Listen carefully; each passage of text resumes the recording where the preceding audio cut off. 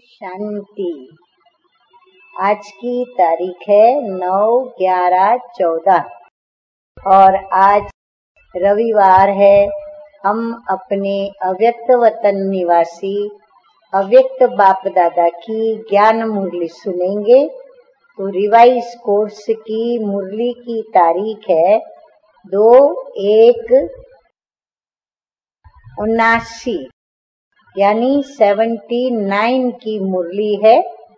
और आज की इस अव्यक्त ज्ञान मुरली का शीर्षक है संपूर्णता की समीपता ही विश्व परिवर्तन की घड़ी की समीपता है। संपूर्णता की समीपता ही विश्व परिवर्तन के घड़ी की समीपता है।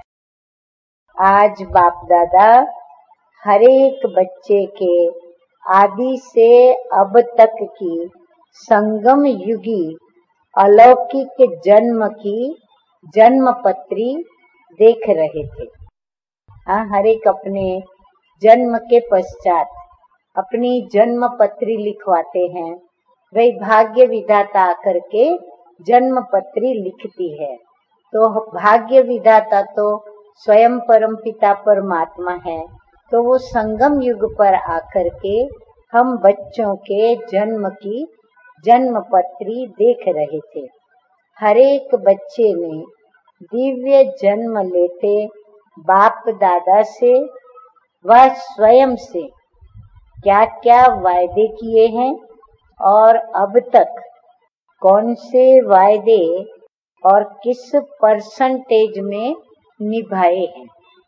बाबा जन्म पत्री में क्या देख रहे थे कि जैसे ही हम बच्चों का ब्रह्मा के द्वारा दिव्य जन्म हुआ, तो दिव्य जन्म लेते हम बच्चों ने बाप दादा से क्या क्या वायदे किए, फिर उन वायदों को हमने कितनी परसेंटेज निभाए, फिर वायदा करना और निभाना इसमें कितना अंतर रहा, उन दोनों के बीच में कितना समय हमने पास किया। वह करना और निभाना समान है या फिर वायदा किया और निभाना शुरू किया और दोनों समान रहा। तो ये जन्म पत्री देख रहे थे। हर वर्ष हर एक बच्चा यथाशक्ति बाप के सन्मुख वायदे करते हैं, अर्थात बाप से प्रतिज्ञा करते हैं। तो रिजल्ट में क्या देखा, क्योंकि बच्चे क्या करते हैं, जो भी अपनी कमजोरी है उस कमजोरी को या कमी को मिटाने के लिए बाबा से वायदा करते हैं। तो बाबा ने रिजल्ट में क्या देखा, तो बाबा कहते हैं प्रतिज्ञा करते समय बहुत उमंग और उत्साह से और हिम्मत से संकल्प लेते। बच्चे जब बाबा से वायदा करते हैं या प्रतिज्ञा करते हैं कि भाई मैं आज से यह धारणा करूंगा या करूंगी और मेरी इस कमी को आज से मैं विदाई दे रही हूँ या दे रहा हूँ, तो बाबा कहते उस समय जब करते हैं उस समय बहुत हिम्मत रख करके दृढ़ता जैसे हो अंदर में, ऐसे उत्साह और उमंग से करते हैं। कुछ समय तो संकल्प को साकार में लाने, समस्याओं का सामना करने की शुभ भावना से, कल्याण की कामनाओं से संपर्क में आते सफलता मुहूर्त बनते हैं। कुछ समय तो बाबा कहते क्या है, जो उन्होंने संकल्प किया उसको साकार रूप देना, माना धारण करना या स्वरूप में लाना। उसके लिए फिर जो भी समस्याएं आती हैं उस वायदे को निभाने में, उसका सामना करने की भी शुभ भावना अपने स्वयं के लिए रखते हैं, कल्याण की कामना भी करते हैं, संपर्क में आते फिर सफलता मुहूर्त भी बनते हैं।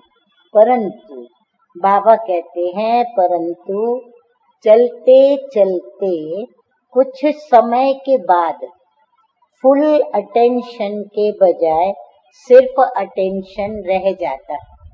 बाबा कहते हैं जितने उमंग उत्साह उमंग से वायदा करते उतना फुल अटेंशन देना आवश्यक होता है, परंतु फुल अटेंशन देने के बजाय धीरे धीरे क्या हो जाता है, अटेंशन रह जाता, और अटेंशन के बीच अटेंशन के बदले क्या हो जाता, टेंशन का रूप भी हो जाता है। फिर फुल अटेंशन से धीरे धीरे अटेंशन में आए तो उतनी जो कमी पड़ती तो धीरे धीरे टेंशन की शुरुआत होने लगती है, तो टेंशन का रूप हो जाता है। विजय हमारा जन्म सिद्ध अधिकार है, यह समर्थ संकल्प धीरे धीरे रूप परिवर्तन करता जाता है। जन्म सिद्ध अधिकार है के बजाय कब कब बाप दादा के आगे ये बोल निकलते हैं। हाँ, जन्म सिद्ध अधिकार माना मांगना नहीं होता है, सीधा करना होता है। मास्टर सर्वशक्तिमान बन करके विजयी बनना होता है, परंतु जन्म सिद्ध अधिकार के बजाय क्या होता है, धीरे धीरे कि बाप दादा के आगे फिर ये बोल निकलते हैं कि अधिकार दो, शक्ति दो, है शब्द दो शब्द में बदल जाता है। शक्ति दो, अधिकार दो, तो ये दो शब्द में बदल जाता है। मास्टर दाता वरदाता, दाता के बजाय लेवता हो जाते हैं हम मास्टर वरदाता, लेकिन हम मास्टर दाता वरदाता क्या बन जाते हैं, देने के बजाय लेने वाले लेवता बन जाते हैं। ऐसे पुरुषार्थ की स्टेज कब तीव्र पुरुषार्थ, कब पुरुषार्थ, कब हलचल, कब अचल, इसमें चलते रहते हैं और चलते चलते फिर रुक भी जाते हैं। तो बाबा कहते फिर स्थिति भी क्या होने लगती है, कभी हलचल वाली कभी अचल स्थिति। तो कभी पुरुषार्थ होता है और कभी सिर्फ पुरुषार्थ, कभी तीव्र पुरुषार्थ। ऐसे स्थिति जो है वो बदलती रहती है और चलते चलते आखिर क्या होता है, रुक जाते हैं। रुकती कला ठहरती कला में आ जाते हैं। अच्छा, ऐसे सदा संपन्न मूर्तियां, रॉयल्टी के निजी संस्कार वाली आत्माएं, सदा तिलक ताज तख्तधारी आत्माओं को हर कर्म का प्रत्यक्ष फल खाने वाली आत्माओं को बाप दादा का याद प्यार और नमस्ते। हम रूहानी बच्चों का रूहानी बाप दादा को याद प्यार, गुड मॉर्निंग और नमस्ते नमस्ते। वरदान है आज का, मन बुद्धि की एकाग्रता के द्वारा सर्व सिद्धियां प्राप्त करने वाले सदा समर्थ आत्मा भव। सर्व सिद्धियों को प्राप्त करने के लिए एकाग्रता की शक्ति को बढ़ाओ। ये एकाग्रता की शक्ति सहज ही निर्विघ्न बना देती है। मेहनत करने की आवश्यकता नहीं रहती। एक बाप दूसरा न कोई, इसका सहज अनुभव होता है और स्थिति भी सहज एक रस बन जाती है। देखो कितने हमें फायदे होते जाते हैं। सर्व के प्रति कल्याण की वृत्ति, भाई भाई की दृष्टि रहती। लेकिन एकाग्र होने के लिए इतना समर्थ बनो जो मन बुद्धि सदा आपके ऑर्डर अनुसार चले। उसके लिए हमें बहुत अपने मन को एकाग्र रखना पड़े और विशेष रूप से मन बुद्धि की अचल स्थिति और एकाग्र स्थिति आवश्यक है। तब बाबा कहते हैं कि वो आपके ऑर्डर में चलेंगे। स्वप्न में भी सेकंड मात्र भी हलचल न हो।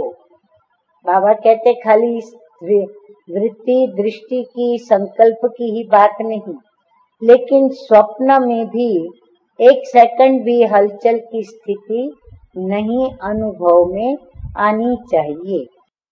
अच्छा स्लोगन है आज का, कमल पुष्प के समान न्यारे रहो तो प्रभु के प्यार के पात्र बन जाएंगे। हाँ, यदि प्रभु प्यार के पात्र बनना है तो हमें इस पुरानी दुनिया में, पुरानी दुनिया के देहधारी जो भी मित्र संबंधी आदि हैं और अपनी स्वयं की भी देह है, उससे हमें न्यारा रहने की आवश्यकता है।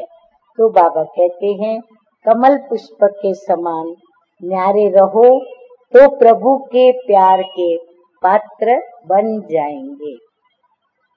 ओम शांति।